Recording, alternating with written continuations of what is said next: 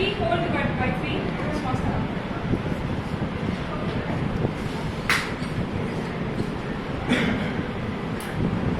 I'd like you to ask two simple questions. 1 plus 2 plus 3 whole divided by 3 equals 10 plus 20 plus 30 whole divided by 3 equals 20. Can anyone tell me what we calculated here right now? Average. Yes. The average or the arithmetic mean is defined as the sum of entities divided by the number of entities. Now, all our lives we have calculated averages a million times. But as engineers in the making, or even as human beings, we never really stopped for a moment and thought, what a profound effect it will have in our lives. Toastmasters, this beautiful mathematical concept secretly dictates the course of our lives and how we transform as a human being. Good evening, Toastmasters and my dear guests. Good evening. You are the average of the people you spend most of your time with. Terms like good company, good books, bad books are all derivatives of this law of averages. Our personalities are closely influenced by the ones closest to us. It's strange that I didn't make close friends in school. I rather made all of them in college. And today I want to tell you how my average has been shaped from the life lessons I learned from them. So the first in line for my average is Toastmaster Jatin. A dog in disguise as a man. I met Jatin on the first day of college. Now before I met him, I was a shameless spendthrift. I used to spend money like water. Somewhere I had forgotten how my grandparents had shed sweat and blood to start a family business and build it to where it is right now. What I learned from Jatin was to maintain a monthly budget. He believed that an honest budget can alleviate a lot of problems. His cheapness, what he defended as frugality, would sometimes offend people. For him, there was no such thing as giving a treat. Not even on his birthday. This man has never given a treat to anyone in his life. Not even to his girlfriend. On top of that, to avoid a mob in his room at midnight, he turned off his Facebook notifications of his birthday so that no one can know. To stoop to a lower level, he didn't tell us his actual birthday until our final semester. But Jatin did all of this because he knew the importance of hard earned money. Because his parents were divorced. Jatin's life lesson was, only when you start earning will you realize what your father feels when he's asking for that money. My next average is Toastmaster Yash. Now, apart from being inducted into the club together, we have a lot of things in common. Both of us love gossip. Both of us have the same taste buds, and both of us have the same taste in music. Also, both of us keep farting while we watch horror movies. My first impression of him was that of an awkward guy and gay. He's also known as the scarecrow of reason. Now, since I've known him for so long, just like Thomas Alva Edison, I now know 1001 ways how not to get awkward with people. And when he's not being gay, he's a dexterous guitarist. He reminds you of those cool boys in our school who used to lure an entourage just before they play the guitar. Speaking of which, Yash introduced me to my favorite band, Coldplay. Something I'll be grateful about for the rest of my life. But what I'll be more grateful about is his life lesson. No expectations. Unless you want heartbreaks, you should never expect anything from anyone. And I dare to say, not even from your parents.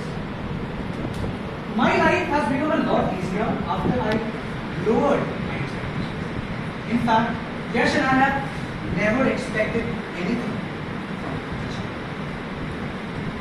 It is the perfect relationship that has stood the test of time. It stands unwavered despite the ups and downs in our lives. The third average is Toastmaster Abhinav. Our first interaction goes back to the time when you guys weren't even born. I used to see him when I used to attend Riza's sessions as a guest. When I first met him, I didn't know that I was secretly enrolling for a diploma in being a ladies' man. My first impression of him was arrogant, introvert. Now there's a thing called introverts. Normal introverts will start talking when you get to know them, right? But this man is a different kind of introvert. The only human race he answers to is women. But I'm glad he's like that. Because he's the only one who can take my secrets to his grave. If you see this man in a conversation, you will realize that Mahatma Gandhi was right. Silence is golden. I also learned from him that apart from public speaking, the only way to elevate your confidence is by talking to women. So because of this, both of us can strike a conversation with anyone we want. And because of this time we spend together, both of us transform from being Biharis to being confident and civilized men in a matter of time. Toastmaster Abhinav's life lesson was, if you have to ask, you will never know. If you know, you need only ask. Toastmasters, confidence should be like Harry Potter's room of requirement, which should present to you in times of need. People don't know that they have an aura of confidence around them all the time. You just need to tap it, like lungs, tap oxygen. Now the next three averages I'm going to talk about are technically women. In reality, they are all men trapped in women's bodies. And they have harassed me in every way possible. And I leave that to your imagination. So out of them, the first one is Toastmaster Tarani. I met this football through Jatin. Now both Jatin and Tarani were super obsessed about speaking a foreign language. Jatin was proficient in Spanish, while Tarani was proficient in French. With me, sandwiched in between, being proficient only in Bhojpuri. It is because of Tarani that I'm standing here. I thought Toastmasters was a cooking because Toastmasters. It was Tarani who literally assaulted me and dragged me to attend visa sessions. If it wasn't for her, I wouldn't be remotely capable to deliver this speech right now. I owe this club and all of my friends to Toastmaster Tarani. Toastmaster Tarani's life lesson was better late than never. Toastmasters, it's never too late to start something new or to make amends. The journey of 1,000 miles starts with a single step. If you don't take that leap of faith, you can never move forward. You can never cherish life's best experiences. Speaking of life's best experiences, I don't know when I met these twins, Toastmaster Arunati and Toastmaster Purvaja, because we have talked so much that image of the first interaction has just blurred out.